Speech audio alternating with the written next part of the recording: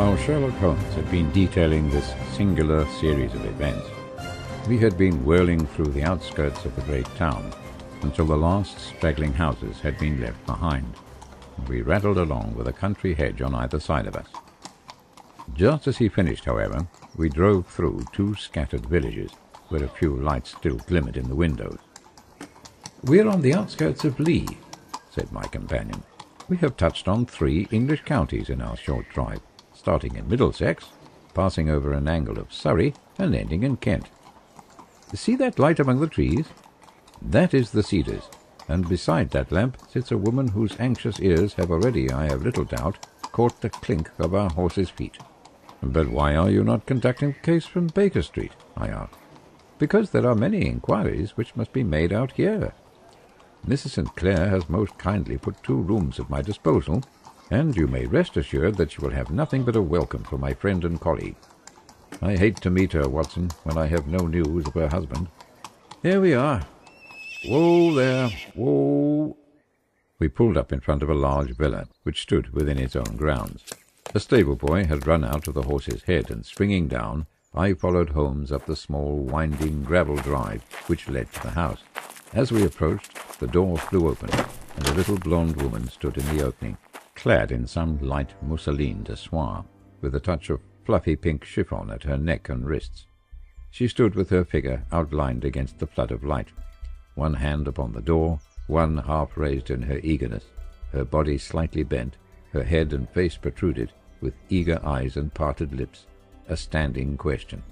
"Well?" she cried. "Well?" And then, seeing that there were 2 of us, she gave a cry of hope, which sank into a groan as she saw that my companion shook his head and shrugged his shoulders. "No good news?" "None." "No bad?" "No." "Oh, thank God for that. But come in. You must be weary, for you have had a long day. This is my friend, Dr. Watson. He has been of the most vital use to me in several of my cases, and a lucky chance has made it possible for me to bring him out and associate him with this investigation." "I am delighted to see you," she said, pressing my hand warmly.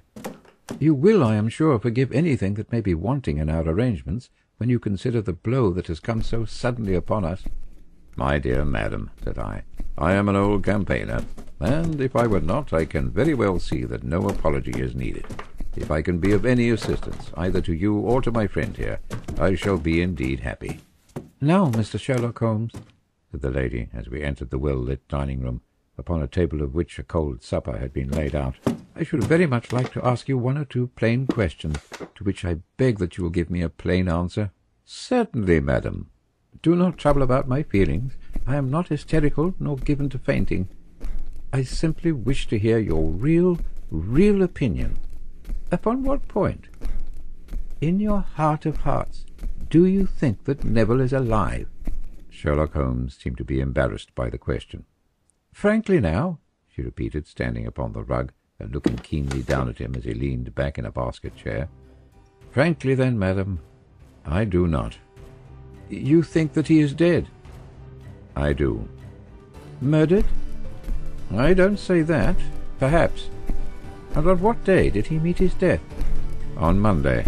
"Then perhaps, Mr. Holmes, you will be good enough to explain how it is that I have received a letter from him today."